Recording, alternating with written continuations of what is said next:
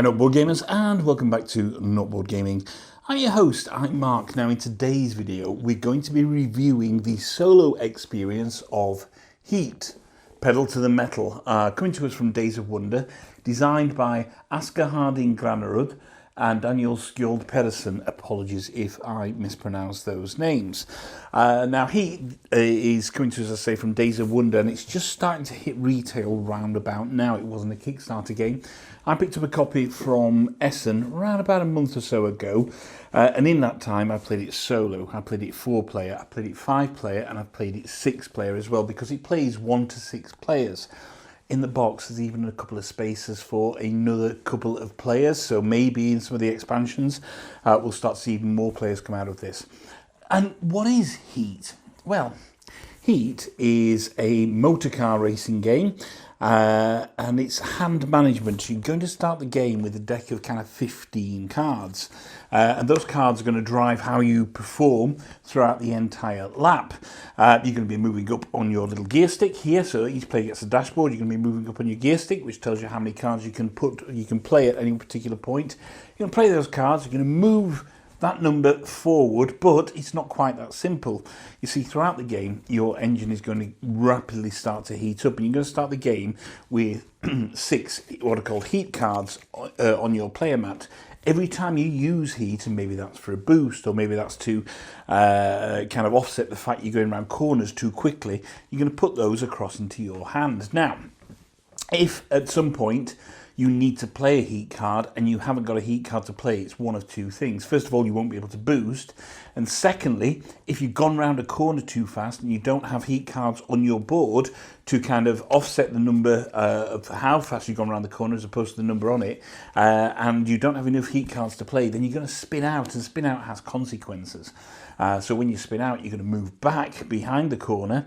You're going to take additional stress cards, and I'll talk about them in a wee while. You're going to drop down into first gear, and then you've got to move around again, basically, and start going again, whilst everybody else could be pulling away. And when I say it's kind of a hand management game, that's exactly what it is. Your deck of 15 cards, once you've got your starting deck, doesn't change throughout the game. You may add some stress cards in there, and heat cards that you'll pick up when you use them, but other than that, there's no additional cards to have in there. Now, for this, we're going to talk about the solo mode. So I say it's 1 to 6 players, and we're going to talk about the basic mode as well. So we're going to be using the deck from the basic mode. You see, there are additional modules once you get used to the basic mode. You can add the garage mode in there, which gives you some upgrade cards. You're going to get rid of your 3 starting cards from your hand, and there are 3 starting cards and then 12 normal cards that are always in the deck. You're going to get rid of those 3 starting cards, and you're going to draft 3 new garage module or upgrade cards to put in your hand, and that can radically alter how you play the game. There's also weather modules that you can use on the board as well. So there's an overriding weather tile which kind of can adjust your hand, maybe add more more stress cards, or take away heat cards from there. But it also has spaces on the board where you're going to put certain things that will act on corners or on certain lengths of the board. There is also a championship mode as well, with additional cards, and you've got press to impress on that, and that takes place over a number of races, and there's some predefined tournaments in there, which is, again, adds to your playing experience. And finally, we have the solo mode, because as I say, we're going to be reviewing the solo mode. It comes with a deck of 10 Automa cards, or 10 AI cards if you like, and they're going to dictate how the AI works. Now, as a solo gamer, you're going to probably want at least 2 on there. I like to play it with 6 AI. They all work from this same deck of 10. I'll explain how that works when we go along. They operate in a slightly different way to the human players, but not massively. And it becomes a really easy process to actually parse and work out exactly how those AI work. So that's kind of Heat in a nutshell. As I say, a bit of a darling of Essen. I know I've posted quite a few pictures of this. I've played quite a few games now, obviously, as I say, from solo up to 6-player. And everything I see on the forums is that people are quite liking Heat as well. A lot of people are eager to get it into their hands. So without much further ado, I'll show you the setup for the solo game, show you a couple of rounds just to give you the gist on it, then we'll come back at the back end of the video and I'll give you my final thoughts on Heat, Pedal to the Metal, coming to us from Days of Wonder, designed by Asger Harding Granerud and Daniel Skjold Pedersen. Let's find out if Heat is hot off the blocks or whether it's a false start.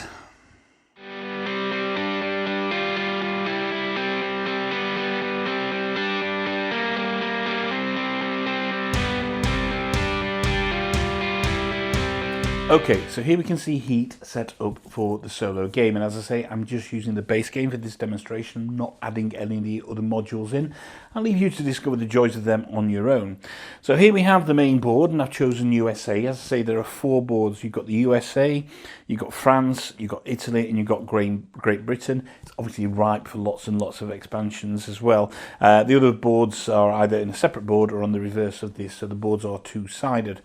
So I have the board set up for the USA. I've got some stress cards here, a supply of stress cards. I won't use all of those, but they may get added into my hand at any one point. We've got the Solo AI dashboard down here. I'll explain how that works in a bit. And then each player's got their own dashboard here. And I'll just take this off and show you kind of up close what it is. So here we can see the dashboard. Now here is where your deck of cards is going to go. Here's where your heat cards are going to go. And here's your discard pile. So when you've gone through all your cards, obviously you're going to shuffle them, put them back there and deal the requisite number again. And at the top you've got this handy kind of pictogram that tells you exactly the process and the order of what you're doing a turn. And then here's your gear stick. So you're going to start off in first gear. You can move it up or down 1 gear free of charge. But if you move it 2 gears, so I want to go from first to third or second to fourth or fourth to second, etc., then I have to pay the number of stops in heat cards from this part of the board. So sometimes it's advantageous to move from first gear up to third or fourth gear, and therefore you're going to have to pay, because you want to play more cards and get further around the track, so you're going to have to pay the requisite number of heat cards. And here you can see that in first or second gear, on your turn, there's a little cooldown symbol. That means you can take heat cards from your hand and put them back into here, into the engine, on your turn. If you're in second gear, you can do 1. If you're in first gear, you can do up to 3. Back into there, which means you can then use them again. But as soon as they're gone, the aim is to try and manage this supply of heat cards here. Now, at the top, it tells you the rows, the order in which to go. So the first thing you're going to do is you're going to choose a gear. You'll put your little gear stick, which is this thing here. You'll put that on what gear you want to be in. And the gear that you're in dictates how many cards you get to play. So that's the first thing you do. Then you're going to work out which cards to play. Now, in a multiplayer game, once you've done that, you put them all on the table, and then you all reveal the cards. And then you're going to move the number of speeds on your card. So, for example, say I was in third gear and I played these cards. I would move 2, 4, 8 spaces forward. So that's what I would do from that, and then those cards would get put into the discard pile as well. So that's what's going to happen there. Then everybody's going to move the number of speed that they put on there. And then if you're playing with any number of players and the human player is in last place, they get to move forward 1 and also get to do a cooldown, move a heat card from their hand into the engine here. If you're playing with 2 players, if you're playing with 5 or 6 players, that happens to the final 2 players, but that's only as you're moved into position right at the very end and who ends up at the last. So it could be the last 2 that do that. Then, and what happens here is you can cool down if you have any of these symbols, or if you have any symbols on any of the upgrade cards that you want. So you can cool down, and you can also play kind of these heat engine symbols if they are anywhere on the cards that you have. In the sixth part of the term is slipstreaming. So you can choose to slipstream. So ordinarily you would move 2 cards, 2 spaces forward. If you're coming up behind somebody or you're adjacent to them, you move 2 spaces forward. It's optional. You don't have to slipstream, because slipstream can take you over these corners. It can make you go through here with too much speed, and I'll explain how that works in a second. Then finally, you can pay to boost. What you would do is if you've got any heat cards here, you would move a heat card from the engine into your discard pile, and then you would turn over your cards until you get a card that has this symbol, which is a speed symbol. And that booster then allows you to move further forward. Now, not every card has a speed symbol. So on the starting date, you can see this 5 doesn't have a speed symbol. That wouldn't count. You just keep turning cards over until you get the speed symbol, and then you boost that far forward. Then you can discard any number of cards from your hand, and then you draw back up to 7. And that's literally, that's how it works. Now, in the game, you're going to start with 3 of these stress cards, and you may earn more in the game. And when you play these stress cards, it works pretty much like boost. You're going to play a stress card, you don't pay heat, so you play it from your hand, you don't pay heat, but again, you're looking for that symbol when you turn cards over, and that's going to move you forward as well. So they can be great in some respects because they can help you move further forward around the track. But in other respects, if your hand starts to get gummed up with stress cards, and certain things can happen that make you have more stress cards, like spinning out, etc., then what's going to happen is that your moves forward, you may not be able to plan them as good as possible, because you could get almost not an entire hand of stress cards, but I suppose it's possible, but you could get lots of stress cards in there, which means you're going a little bit blind. So that's literally how it works. Each turn, choose your gear, choose your number of cards, reveal your cards, move forward. Anybody in last place gets to move forward 1, but it adds 1 to their speed, and cool down. Then you can cool down if you've got these symbols here or any cards, and that engine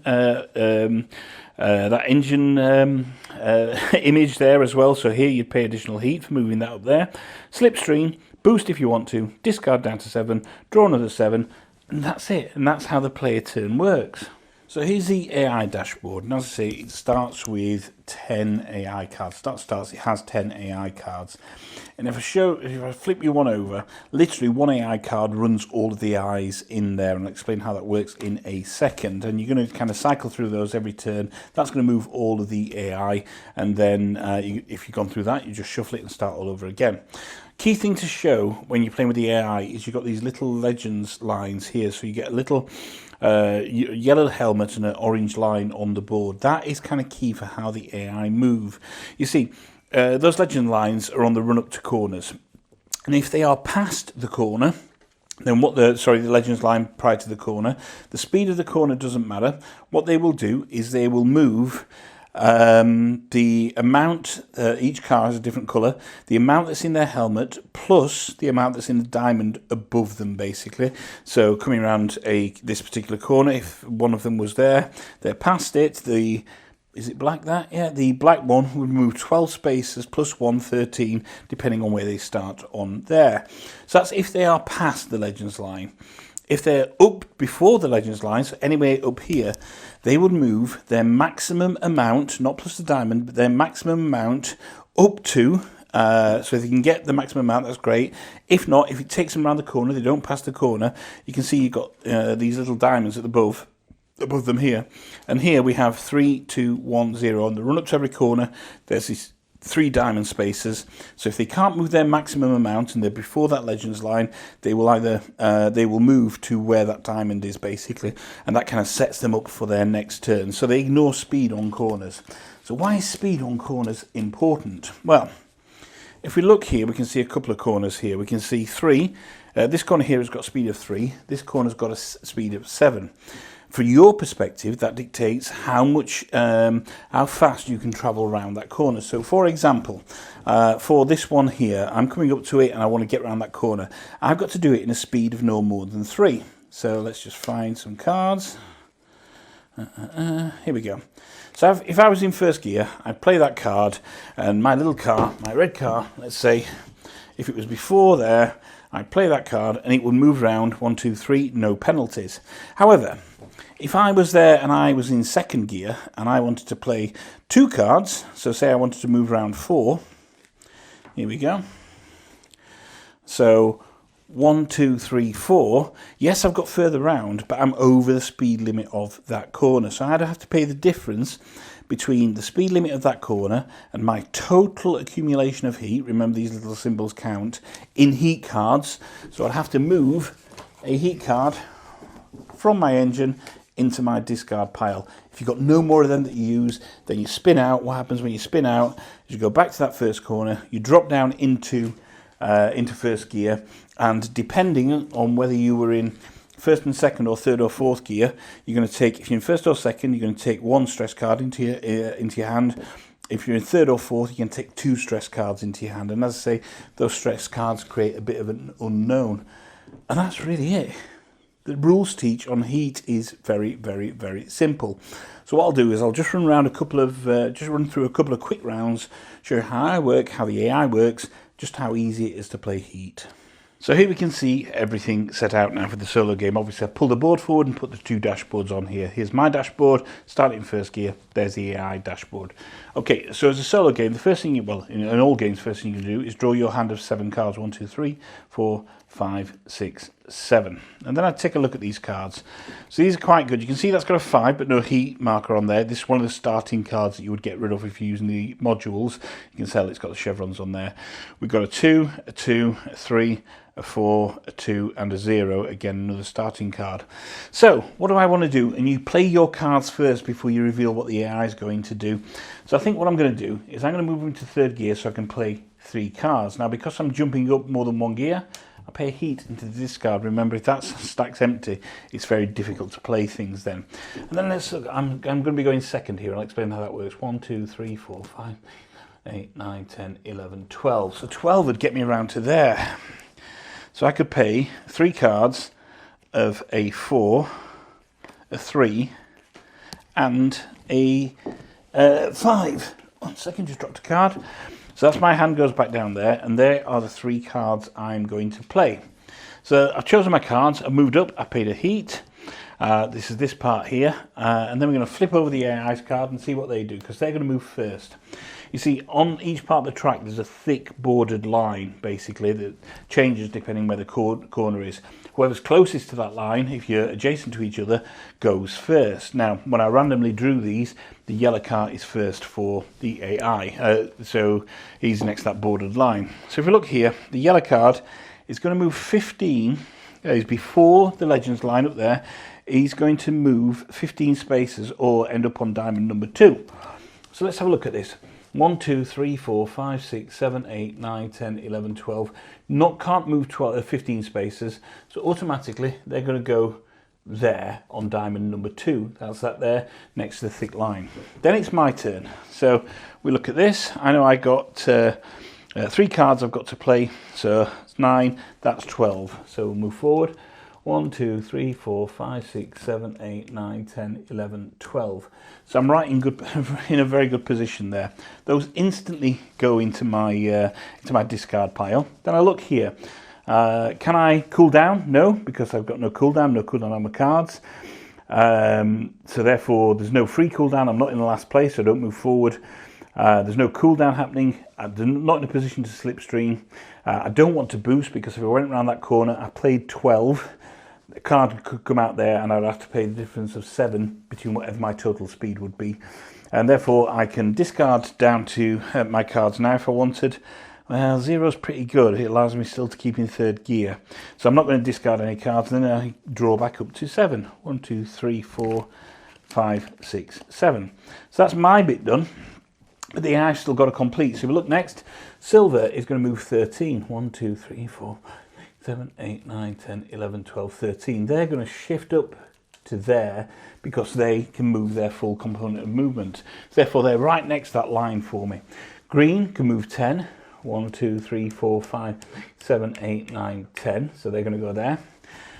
Blue can move 14. 1, 2, 3, 4, 6, 7, 8, 9, 10, 11, 12, 13, 14. Can't move their full complement, so they're going to go into diamond number 1. Just there.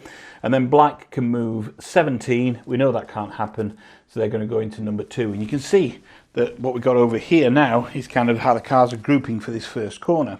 So that's it. That's the AI goes done. But now they're beyond this legends line, so it'll change next go. So what we do again is we look at the order. There we go. You can see I'm first, and I choose my cards to play. Now I want to get around this corner, and I don't want to potentially hamstring myself in any way. I've got no heat in here, so I don't need to kind of change heat to cool down. So what we're going to do is we're going to play that 0, which is handy, a 4 and a 2. I could have gone 2, 2, 2 and got rid of that 0 before, but I don't want to go over that 7 there. So that's what we'll do. We'll play those 3 cards. I'm in first position. May not be the best strategy. So we're going to move 0. We're going to move a grand total of 8. 1, 2, 3, 4, 5, 6, 7, 8. So I've gone 8 spaces, but 8 is 1 more than 7. So I have to pay 1 heat from my engine into my discard pile there. Then we're going to flip over their card, and we can see that silver is next. Now, they're after the legends line, so they're here. So the silver is going to move The total here, plus what's in their diamond, they're going to move 19. 1, 2, 3, 4, 6, 7, 8, 9, 10, 11, 12, 13, 14, 15, 16, 17, 18, 19. Up to their full complement, therefore silver, which is really good. Blue is going to move 15 plus 2, so 17. 1, 2, 3, 4, 5, 6, 7, 8, 9, 10, 11, 12, 13, 14, 15, 16, 17. Puts them after the Legends line. Yes, I'm counting each step, but you've got numbers here which will help you as well. So each space has a particular number. Yellow is next. He's going to move 18 plus 1, plus 3, so that's 21. 1, 2, 3, 4, 5, 6, 7, 8, 9, 10, 11, 12, 13, 14, 15, 16, 17, 18, 20, 21. Right up there into into the position number 2, just there. Then it's black. Black's going to move 10 plus 0, so just 10. 2, 3, 4, 5, 6, 7, 8, 9, 10. Now you can see that they're next to me here, but the AI doesn't slipstream. If that was the other way around and I joined that, then I would slipstream, but the AI doesn't slipstream. And then finally, we've got green. 15 plus 2 is 17. 1, 2, 3, 4, 6, 7, 8, 9, 10, 11, 12, 13, 14, 15, 16, 17. Hasn't made it up there. And you can see the field is now spread out a fair bit now. So now I'm kind of back here. We've got a 3-corner coming up, but I'm way back in the race. I'm way back there. So what I would do is draw back up to 7. 1, 2, 3, 4, 5, 6, 7. And we would go again. And you would do that, the number of laps that it says on there, and then the first player across the line, and you can't slipstream past the finishing line. First player across the line and furthest forward on when the line is crossed wins the game.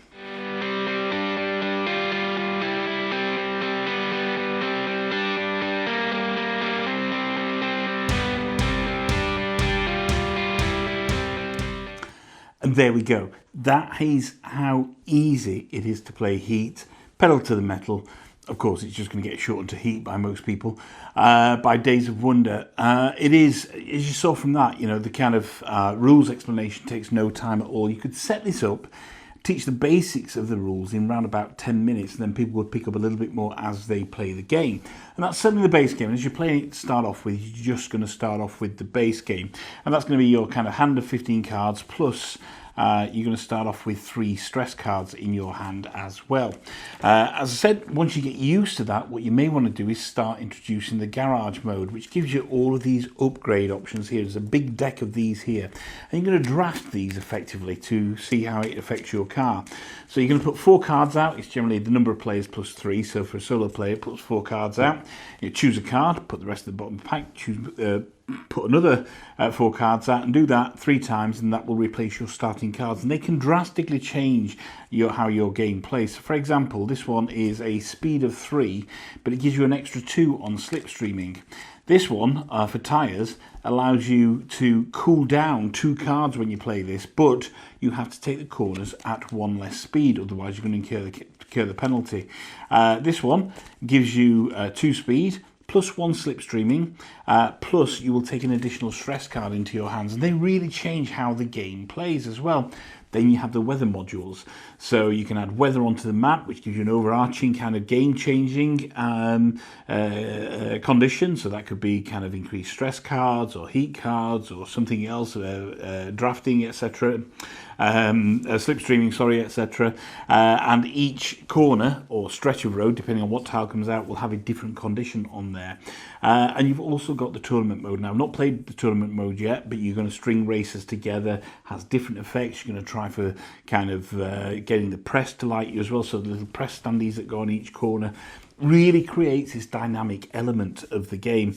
I think the beauty of Heat is the fact that it is so simple to learn. There's no bloat here, and it plays so fast. Now, I played this, as I say, at 6 players, and we did a 6-player game, including teach to, I think, 3 people who hadn't played it before, 2 laps of a map, including teach, in about an hour. And that's how quick it plays. Now, I know I've seen a couple of comments, people saying, well, it tends to go on a bit long. I don't think it does. I have a tremendous amount of fun playing this game.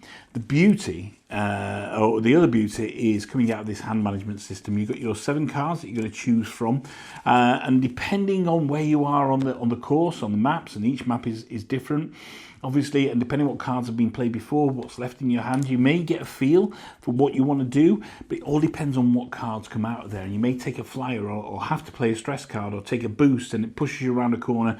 You don't have enough heat to kind of pay from your engine to counteract that, and therefore you're going to spin out. So you have that unknown element. But for a kind of a simple hand of 15, basically 15 cards, it cannot go up or down depending on the weather conditions. It makes a lot of interesting decisions, and it's fast and it's frenetic, and it doesn't need much more than kind of the cards that come with the game as well. And every game, every time you play it, is different. Now, when we talk about the solo game, we've got the solo mode and these 10 card AIs, this 10 card deck for all of the AIs. Fantastically easy to implement. There's no real overheads. You just got to get to grips with what happens if you're before that Legends line or after that Legends line. Key thing is to remember that on some of the maps that have lots of corners is they cannot cross 2 corners on one turn. So if their turns would take them around 2 corners, they have to stop on the diamond or as far close to the corner line as possible. Basically, the AI cannot negotiate 2 corners in one turn. But they're weighted really well as well, and for the kind of start players playing on the basic, you're going to find a decent challenge there. If you want to increase your challenge, then of course you can add 1 or 2 onto their movement and try and increase it that way, and that makes managing your hand and what cards come up very, very differently. Going back to these upgrade cards, if you use them, I say there's a drafting phase. If you want to be a little bit more random, just deal yourself 3 cards and see how that works. Now that can be kind of helpful depending on which track you're on, or unhelpful. So there's a lot to like here because it's such an easy game to play. You know, I can see this being played a lot over Christmas for many people. You know, kids are going to love this. The elder generation are going to get it because it's not a complex board game. But therein lies potentially a bit of its downfall as well, in the fact that if you're looking for a deep and crunchy game all about car management and engine management outside of this drafting, you're not going to get it. It is a relatively simple and straightforward hand management game. So it may well be just a little bit too light for some people. Now, everybody I've played it with has loved it. I think it thinks it's great and it cracks along at this really nice pace. But I can see it not being enough for some gamers as well. So depending on what you're looking for from this, you know, if you're looking for a light, relatively simple hand management game, then this is it. If you're looking for something a bit more in depth, which allows you more variability onto your cards and adjusting track conditions, then this isn't it. It's no kind of, you know, in-depth. It's not an in-depth Formula 1 game by any stretch of the imagination. It's a fun and breezy and light game without any blow. It's almost old-fashioned in how it feels. You know, thankfully there's no dice on this, but yeah, it's almost old-fashioned in how it feels. Now, it is ripe for obviously expansions. As I say, the space in the box for another 2 cars and another 2 gear sticks, so there is obviously something coming with expansions, and I'm really eager to see what they do with this. More so, I'm eager to see what the community does with this as well, because I think it is ripe for loads of kind of homebrew or fan-made variations.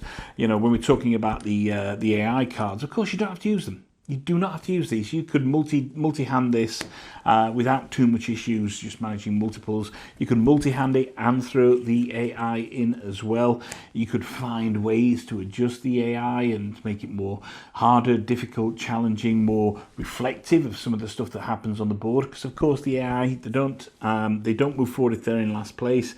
They don't slipstream at all, and if there's a map with lots of tight corners, so there is one particular map, I think it might be Italy, I could be wrong, where there's a few tight corners where one after the other basically, the AI, because of how they work, have a bit of an advantage there, so you're going to have to change your game. So I don't think they're totally perfectly balanced for all maps on the game, and who knows about upcoming maps, because those tight corner maps just gives them a bit of an advantage as they zoom towards the next kind of corner line and then zoom on from there, and you'll have to mitigating maybe 2 different low card usage corners.